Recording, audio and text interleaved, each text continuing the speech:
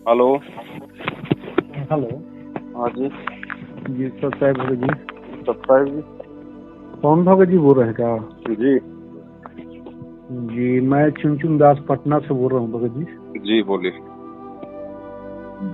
मालिक के दया से एक थोड़ा हमें मन में विकार उत्पन्न क्यों होती है भगत जी? भगत, ये तो भक्ति की कमी है। भक्ति जो जो प्रवेश करेगी वैसे तो विकारों से दूर होंगे। हाँ हाँ, जैसे कुछ कुछ ऐसे मतलब अभी मतलब 2-3 दिन से मतलब ऐसे मतलब मन में विकारें उत्पन्न जैसे कुछ। वो तो देखो भगत जी, मतलब जैसे अपन कभी कभार सत्संग नहीं सुन पाते हैं, मंत्र वगैरह ठीक से नहीं कर पाते हैं। नहीं, ये और तो सब चीज होने के बावजूद अभी मालिक तो कहते हैं, मालिक सत्संग में कहते हैं कि बेटा अगर वो होता है ऐसा, अगर मन में विकार उत्पन्न हो तो और ज्यादा इस पे वो करो, जी जी अमल करो, जी, ताकि वो भक्ति से ही विकार मतलब दूर होगा। बिल्कुल बिल्कुल। मगर इसी की वजह से आपसे जानकारी लेना चाह रहे थे कि थोड़ा कि ये ऐसा क्यों हो रहा है। देखो भगत जी, जब ये भक्ति जब हमारे को मिल जाती है ना, जी जी उसके बाद में काल विशेष तौर पे हावी हो जाता है, वो सतर्क हो जाता है। जी क्योंकि उसका तो मकसद है हर किसी को फंसा के रखने का कि कोई निकल ना जाए मेरे जाल से। तो अब हमारा जो अकाउंट है जन्म जन्मांतर का, वो तो भगत जी मतलब काल के पास में है ना। जी जी तो हमारे जितने भी जन्म जन्मांतरों के जो संचित जो पाप कर्म है, जो बुरे कर्म है, वो इसके पास में शेष रहते हैं। और जब ये जीव उस पूर्ण संत की शरण में आ जाता है, काल के जाल से बाहर निकलने की साधना करता है, उस समय उस जीव को विचलित करने के लिए ये उन संचित कर्मों का दबाव उसके ऊपर छोड़ देता है कि नहीं? तो उस समय भगत जी हमारे जो पिछले जो कर्म होते हैं ना, वो दबाव देते हैं। उन दबावों के कारण मतलब मन में ये थोड़ा जो है मतलब हलचल पैदा होती है। लेकिन इसका तरीका परमात्मा ने ये बताया कि अगर कोई मर्यादा में त्रुटि है तो भाई परमात्मा से समय याचना करो, अपनी मर्यादा में रहो। अन्यथा फिर अपनी भक्ति जो है उसको थोड़ा और बढ़ाओ। मतलब भक्ति की डोज को बढ़ाने से ही मतलब उस रोग पे, उस उन विकारों पे जो है कंट्रोल किया जाएगा। बाकी ये तो हो जाता है, इसमें कोई वो नहीं भगत जी। ये तो देखो भगत जी, देखो हमारे भी जैसे बीच बीच में कई बार दबाव देते हैं, ये तो हो जाता है भगत जी। लेकिन ये थोड़े समय के लिए होता है, मतलब ज्यादा समय के लिए नहीं होता। नहीं, ये लगने लगा किसी क्या मर्यादा में खंडित तो नहीं हो गए? नाम तो कभी खंडित होता ही नहीं भगत जी, नाम तो कभी खंडित नहीं होता। चाहे आप शराब पी लो, खंडित मर्यादा, चाहे आप शराब पी लो, चाहे मांस खा लो, नाम खंडित नहीं होता भगत जी। मर्यादा टूटती है, गुरु जी का वचन टूटता है। कहीं हाँ, तो उसके लिए मान लो अगर ऐसी कोई गलती जाने अनजाने में अगर हो जाती है तो परमात्मा से क्षमा याचना कर लो भगत जी। देखो काल का लोक है, यहाँ ये तो है नहीं कि नाम ले लिया तो अब भाई आपसे कोई गलती होगी ही नहीं। यहाँ तो परमात्मा के अलावा सब जीव हैं भगत जी। पर जानबूझ के गलती करने से बचे, अनजाने की परमात्मा माफ करते हैं, फिर भी सावधानी जरूरी है। बाकी तो ऐसा कुछ नहीं, परमात्मा साथ में ही है भगत जी। बाकी हलचल तो देखो काल भगत जी करेगा ना। अगर चुपचाप ही शांत हो जाएगा तो फिर हमें पता क्या चलेगा फिर भगत जी इस भगवान की भक्ति का? फिर हमारे को एहसास क्या होगा, इसकी महत्वता का क्या पता चलेगा? काल अगर बिल्कुल ही दूर भाग जाएगा तो वो भी अपना काम करेगा भगत जी पूरा। वो तो है ही भगत जी। बाकी परमात्मा से प्रार्थना करते रहो, उन्हीं से अरदास करो, ज्यादातर उन्हीं के संपर्क में रहो भगत जी। बाकी क्योंकि ऐसा कभी कभी जैसे ही उत्पन्न होने लगता है तो ऐसा लगता है कि मालिक के प्रति भी मतलब काल के द्वारा दबाव के कारण मालिक के प्रति भी मतलब उल्टा मतलब कुछ मन में उत्पन्न होने लगती है।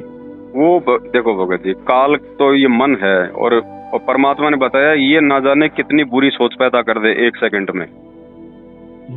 लेकिन हमारे परमात्मा ना तो बुरे हैं ना गंदे हैं, इसलिए परमात्मा के प्रति मन में वो तो अब तो मालिक के शरण में मैंने नाम वो ले लिया हूँ और मालिक की अब तो ये तो जीवन में और किसी को मैं वो हो ही नहीं सकता, इसमें आ ही नहीं सकता।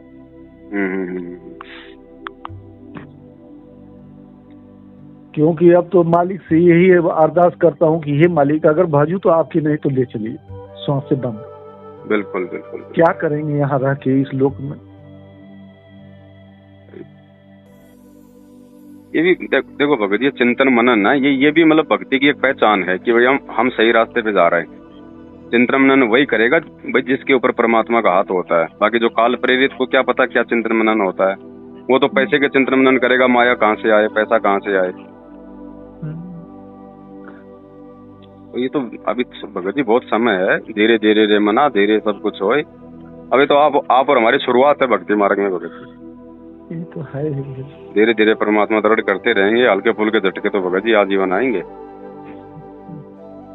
बाकी ये है कि द्वार धनी के पड़े रहो, धक्के धनी के खाओ, 100 काल जग जोरी पर द्वार छोड़ ना जाए। सतगुरु का दरबार छोड़ के नहीं जाना, बाकी तो फिर परमात्मा संभाल लेगा अपने आप सब ना। वो तो है ही भगत जी, क्यों किसी की न जाने इस मार्ग के मालिक तो ये जन्मों जन्मांतर से जुड़े हुए थे, तभी तो मालिक ने आज हमें इस लायक बनाया। बिल्कुल बिल्कुल बिल्कुल।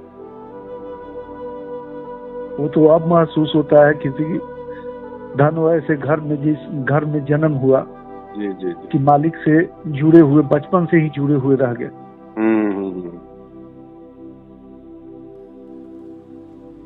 बाकी ऐसे कोई जो है घबराने की वो नहीं है भगत जी। ये मन है, ये भगत जी हमेशा हमारे को भक्ति से दूर करने के उपाय सोचेगा। ये गुरु जी के प्रति भी गंदे विचार मन में पैदा करेगा, तरह तरह के करेगा। लेकिन भगत जी देखो क्या है, अब वो आत्मा है ना, आत्मा कभी गंदे विचार पैदा नहीं करती अपने अंदर, आत्मा कभी भी जो है मलिनता लेके नहीं आती। लेकिन मन को परमात्मा ने काल का रूप बताया। अब जैसे मान लीजिए आपकी पत्नी जो है मतलब गोरी है, और कोई लोग कह रहे देख रहे तेरी पत्नी काली कलौटी ऐसी वैसी, पता नहीं उसकी मतलब ऐसी ऐसी मतलब व्याख्या करता है, तो आपको कोई दर्द होगा, कोई परेशानी होगी? नहीं हो सकती, क्योंकि आपको पता है कि वो तो गोरी है। और इस नादान को पता नहीं है ये मुझे वैसे ही मतलब फालतू में मतलब गुस्सा दिलाने के लिए बोल रहा है कि वो काली है, ऐसी है। तो इसी प्रकार भगत जी हमारे परमात्मा निर्विकार हैं, निर्भय हैं, निर्विषम हैं, उनके ऊपर कोई दोष नहीं लग सकता। तो चाहे ये मन जो है ना, ये मन चाहे हमारे अंदर कितने भी कुविचार पैदा करे हमारे गुरु जी के प्रति, लेकिन आत्मा कभी भी अपने बाप के प्रति उल्टा नहीं सोच सकती। तो मन को सोचने दो भगत जी, ये तो मन की बकवाद है, ये तो करेगा आत्मा को दबाने के लिए। लेकिन हमें तो पता ना कि हमारे परमात्मा क्या है और हमारे गुरु जी के प्रति क्या भाव है। फिर इसको भोगने दो, जो मर्जी भोगने दो इसको, ये ज्यादा दिन नहीं भोगेगा। फिर जब हम भक्ति सही करेंगे, मर्यादा में रहेंगे, तो आत्मा धीरे धीरे मन के ऊपर उठती चली जाएगी, फिर धीरे धीरे वो इसको दबाने लग जाएगी। तो शुरू में तो भगत जी थोड़ा सा ही उछलेगा ना। अब एक बात बताओ, पहले आप अपने दोस्तों के साथ में खाते थे, पीते थे, घूमते थे, सब लोग राजी थे, सब प्रसन्न थे, और जैसे आपने ये नाम ले लिया, आपने उन यारों दोस्तों की वो कुसंगति छोड़ दी, तो थोड़ा तो भगत जी आपका विरोध होगा कि नहीं होगा? जी जी हैं? वो लोग आपको जो है भला बुरा भी कहेंगे, वो गुरु जी के बारे में भी कहेंगे भला बुरा, यार तूने क्या गुरु बना लिया, हमने भी गुरु बना रखे, हम तो खाते हैं पीते हैं, ऐसी कोई दिक्कत नहीं है, तू ये हो गया वो हो गया। तो बकवाद तो मन भगत जी आत्मा को दबाने के लिए, भगत को भक्ति मार्ग से भटकाने के लिए करता ही रहेगा अंत तक। इसीलिए तो परमात्मा ने तत्व ज्ञान दिया है कि ज्ञान के सारे हम आगे बढ़ सकते हैं। वरना भगत जी भाई जैसे गुरुजी ने बताया कि मुक्ति तो नाम से होनी है, फिर ये इतना ज्ञान देने की आवश्यकता क्या थी? नाम ही दे देते सीधा। लेकिन उस नाम पे रुकने के लिए ज्ञान जरूरी है।